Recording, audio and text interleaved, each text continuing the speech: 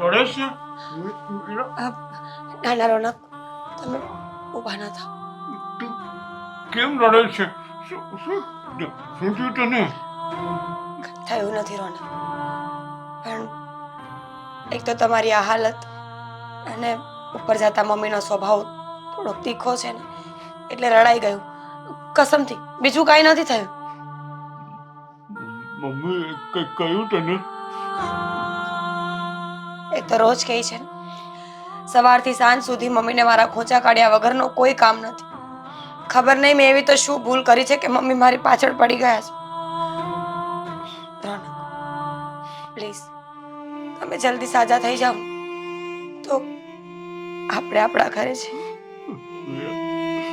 સારી, મારા લીધે તારે આટલું બધું સાંભળવું પડે છે.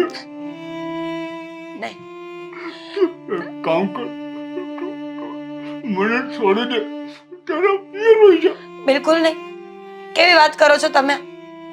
હું તમને છોડીને ક્યાંય નહીં જાઉં. ગાંડા થઈ ગયા છો. ધર્મ છે મારો કે મારો પતિ કોઈ પણ હાલતમાં હોય ને તો એની સાથે ઊભું રહેવું જોઈએ મારે. જો તમે રડો નહીં પ્લીઝ.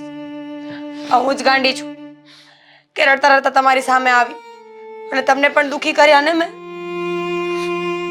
મને તો એમ થાય કે મેં કયા પાપ કર્યા હશે કે મને આવી હાલત થઈ.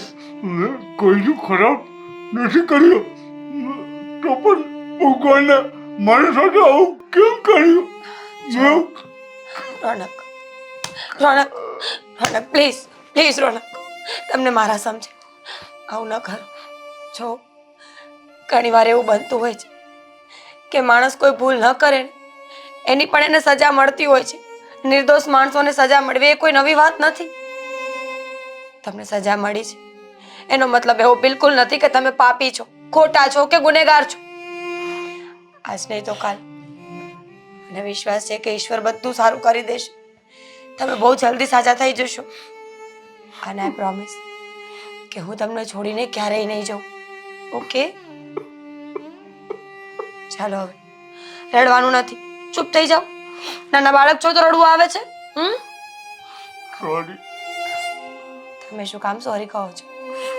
સોરી તો મારે કહેવું જોઈએ ને કે મમ્મીની નાની અમથી વાતને હું હજમ ન કરી શકી. તમારા માટે હું આટલું સહન નથી કરી શકતી. ક્યાંક ને ક્યાંક ભૂલ મારી છે રોનક, કે મારામાં સહન શક્તિ ઓછી હશે શાયદ. ગામિની તો કઈ નથી કહેતી ને? કોઈ કાંઈ નથી કહેતું. આદિ આદિ કીધું કઈ આદિ?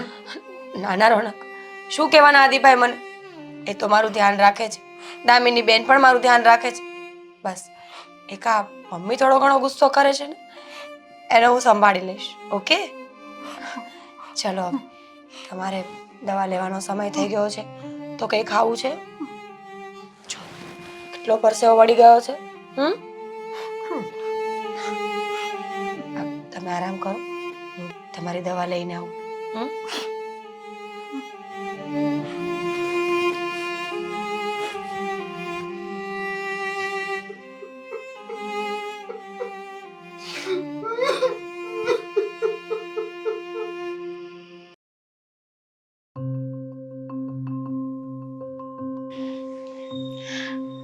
આ બહુ આવી પછી નિરાત તો થઈ ગઈ છે.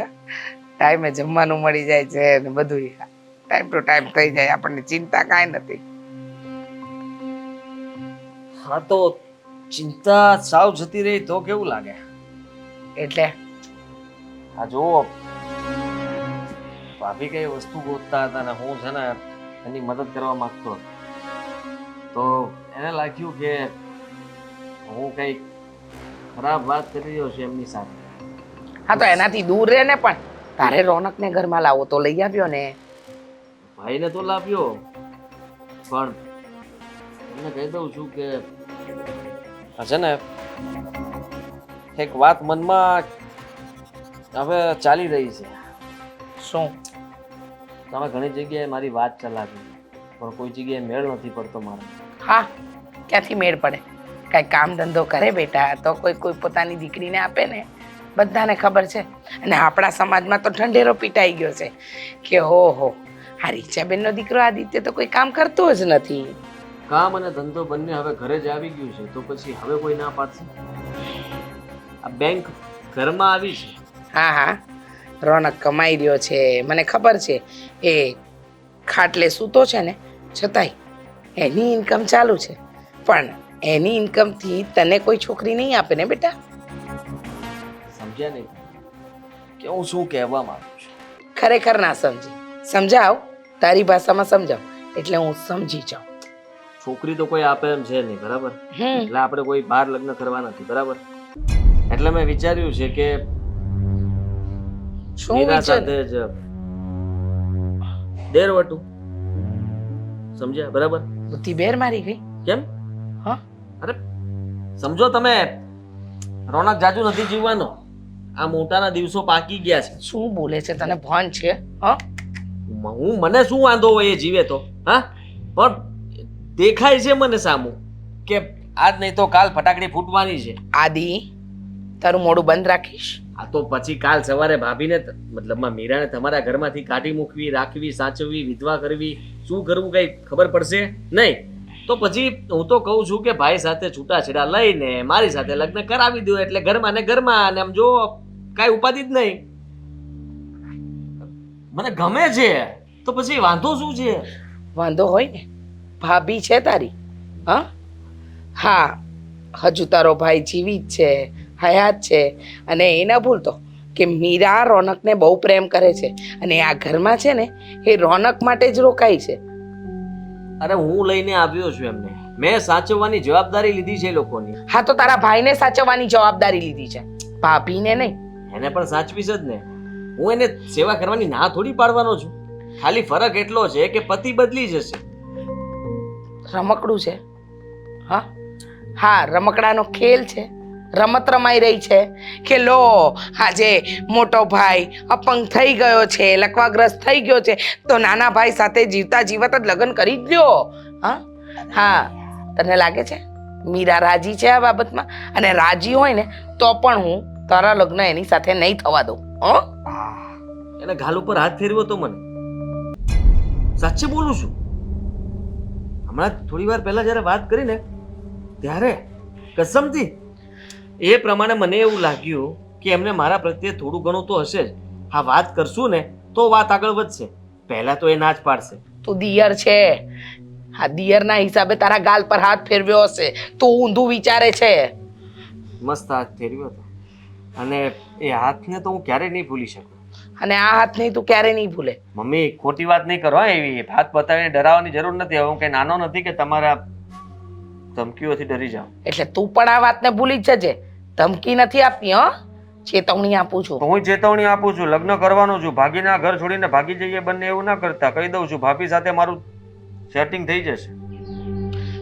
હાદી મારે તને કયા શબ્દોમાં સમજાવવું? અરે એ તારા ભાઈની પત્ની છે, તારી ભાભી છે, એના પર નજર ન બગાડાય. નજર થોડી બગાડું છું. લગ્ન કરવાની વાત કરું છું. 100 વાતની એક વાત, તારા અને મીરાના લગ્ન શક્ય નથી એટલે આ વાતને ફરી ઉખેડતો નહીં. અને જાય છે કે પછી? જાઉં છું પણ વિચારજો જરાક મારી વાત ઉપર. વાત બહુ ગંભીર છે. તું વિચારજે. થી વગરનો બળદ